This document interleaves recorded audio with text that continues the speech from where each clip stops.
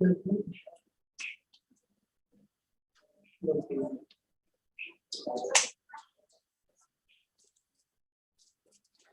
तो आज के ऑनलाइन लाइव क्लास में आप सबों का स्वागत है। जैसा कि मालूम ही है आप लोगों को कि हमने पिछले क्लास में 10th इकोनॉमिक्स से इकाई 1 का बहुत सारे पॉइंट पढ़ा दिए थे और शेष पॉइंट आज हम पढ़ेंगे। मैं बता रहा था आप लोगों को कि कल 10th इकोनॉमिक्स के इकाई 1 का हमने बहुत सारे पॉइंट पढ़ा दिए थे और शेष पॉइंट आज हम पढ़ाने जा रहे हैं। तो आज का पॉइंट होगा आपका एटीएम। एटीएम यही होगा ना रे? और एटीएम से सभी परिचित होंगे, सभी देखे भी होंगे और उपयोग भी किए होंगे। और आज इसके विषय में कंसेप्ट लेना है, पूरी जानकारी लेना है मेरे भाई। एटीएम यहाँ पर ए फॉर होता है automatic, A for automatic,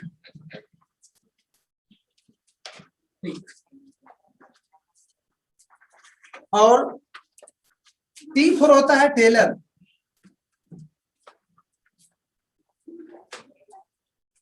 M for होता है मशीन, मशीन होता है। और ये जब फुल फॉर्म जान गए तो सॉरी यहाँ पर इसको ठीक कर लीजिए, ऑटोमेटिक। तो A for automatic, T for teller, M for machine होता है। ऑटोमेटिक का मतलब होता है अपने आप, स्वचालित। टेलर का मतलब होता है, मैं टेलर आप लोग से पूछूंगा। अब मशीन का मतलब होता है कोई काम करने वाला जो होता है वो, अर्थात अपने आप काम करने वाला यंत्र। इसका एक हिंदी होता है यंत्र। यंत्र इसका होता है, इसका होता है सौ। ऑटोमेटिक में स्वचालित भी दे सकते हैं, स्वचालित। और टेलर का क्या मतलब होता है वो आप लोग से जानेंगे।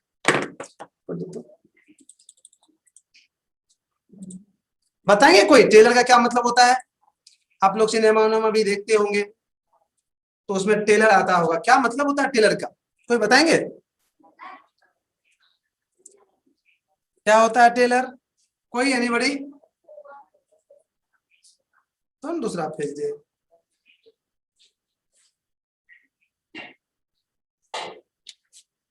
चलिए मैं बता रहा हूं टेलर का मतलब, आप लोग को शर्म लगता है। टेलर देखे होंगे सिनेमा में, अब तो हॉल आप लोग कम जाते होंगे, मोबाइल पर ही देख लेता है लोग सब कुछ। पहले अभी मोबाइल पर भी टेलर देता है कभी कभी, अर्थात आगे जो सिनेमा आने वाला होता था वो सिनेमा हॉल में उसका टेलर दिखाया जाता था बीच में, मात्र 2 से 3 मिनट में पूरा सिनेमा दिखा देता था संक्षेप में। उसी को कहते हैं टेलर। अर्थात टेलर का मतलब हुआ कि बड़ा से बड़ा काम को कम से कम समय में करने वाला।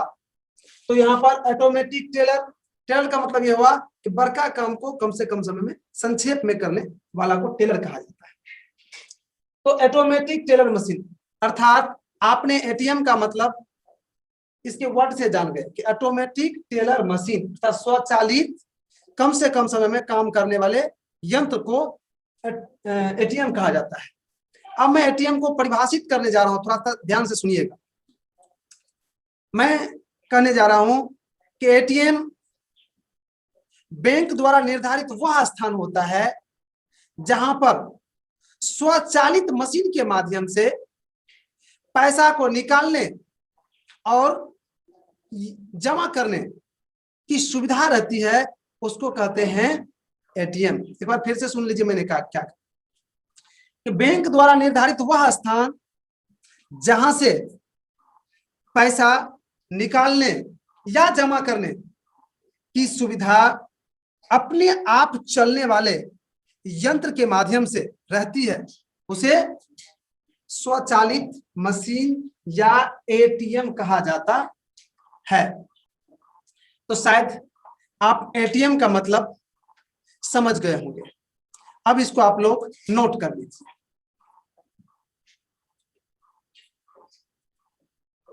बैंक द्वारा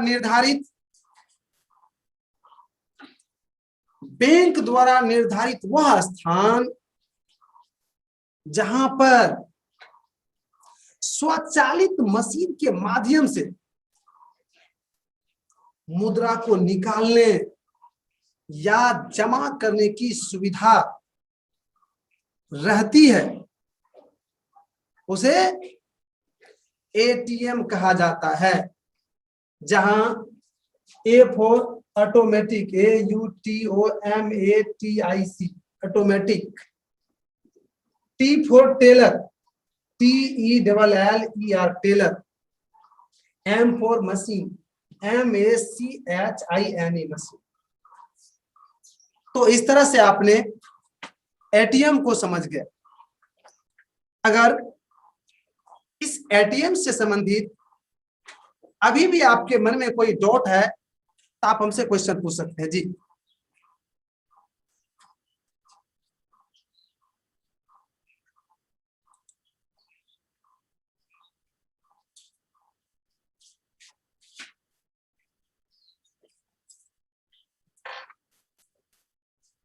चलिए, तो आपकी चुप्पी बता रही है कि आप लोग को इसमें कोई दिक्कत नहीं है, कोई डाउट नहीं है। अतः हम अब आगे बढ़े। अगला पॉइंट है आपका डेबिट कार्ड।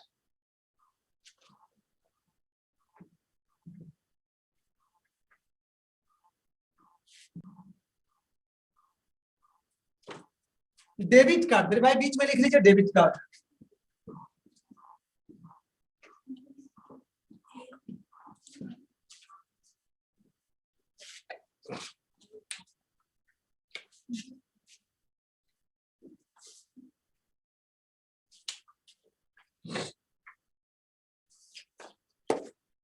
मेरे भाई, बैंक द्वारा जारी किया गया यह एक ऐसा कार्ड है जिससे बैंक में जमा राशि को निकालने की सुविधा रहती है। मुख्य रूप से उसी कहते हैं डेबिट कार्ड।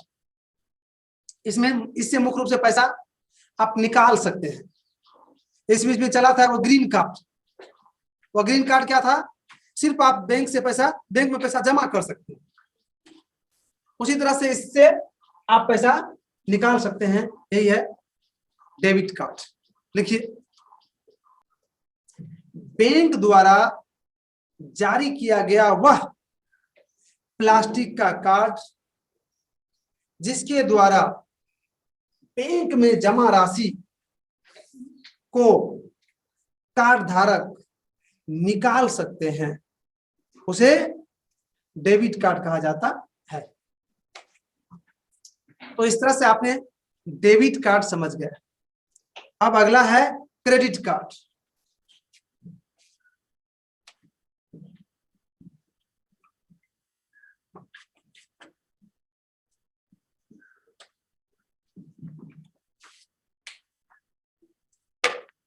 मेरे भाई, क्रेडिट कार्ड के संबंध में भी पहले सुन लीजिए।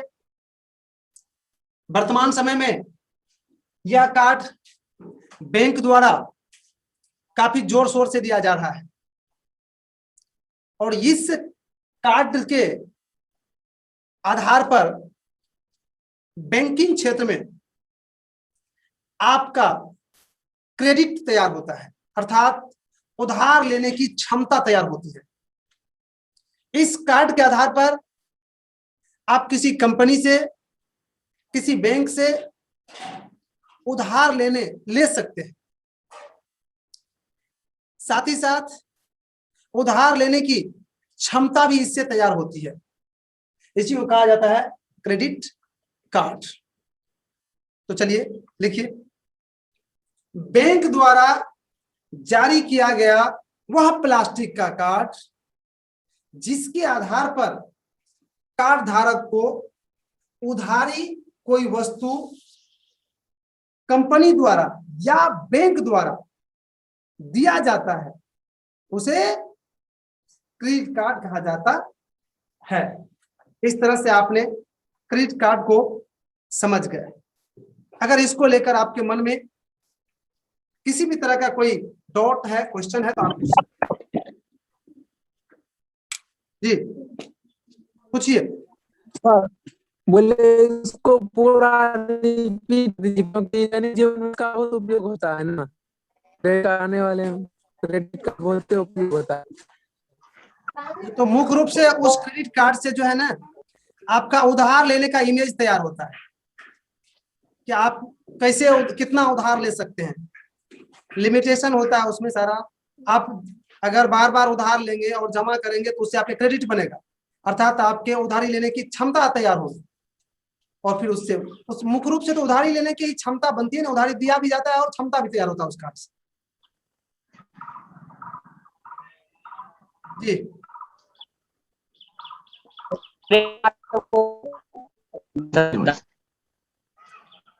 आप लोग का आवाज स्पष्ट नहीं आ रहा है। क्रेडिट कार्ड का सबसे पहले लागू कब हुआ? कहाँ लागू, कहाँ लागू हुआ? बैंक द्वारा दिया जा रहा है तो कब लागू होगा? या आप लोग के दिमाग में शायद कोई डॉट वाले क्वेश्चन सटीक नहीं है, इसलिए हम आगे बढ़ते हैं। अगला पॉइंट है आपका आर्थिक विकास के माप एवं सूचकांक। बहुत ही अच्छा पॉइंट है।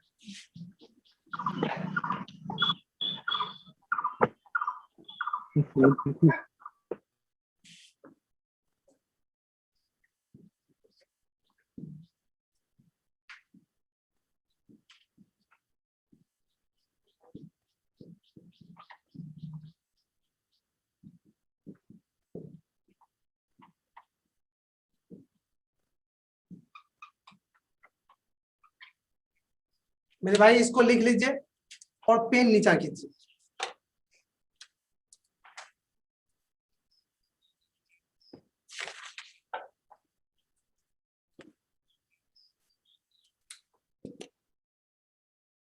एक बार सुन लीजिए। आर्थिक विकास मतलब धन दौलत रुपया पैसा के क्षेत्र में जो विकास होता है उसी कहते हैं आर्थिक विकास। तो आर्थिक विकास समझना है। आर्थिक विकास के माप और सूचकांक। माप मतलब होता है उसको नापने वाला बैठखरा, अर्थात आर्थिक विकास को कैसे मापेंगे कि आर्थिक क्षेत्र में भारत में विकास हो रहा है, बिहार में विकास हो रहा है, तो उसको कैसे मापेंगे कि भारत का आर्थिक विकास कितना विकास हो रहा है, बिहार का आर्थिक विकास कितना हो रहा है, उसको कैसे नापेंगे? इसी को माप कहा जाता है। इस पॉइंट के तुरंत वही जानेंगे कि बैठखरा इसका क्या है, नापने वाला क्या है। और सूचकांक का मतलब होता है इंडिकेटर, अर्थात संकेतक। हम कैसे जानेंगे कि आर्थिक क्षेत्र में विकास हो रहा है? जैसे कि आप मोटरसाइकिल में देखते होंगे कि बायां जाना है तो बायां तरफ लाइट जलाते हैं, तो इंडिकेट करता है कि बायां जाएगा।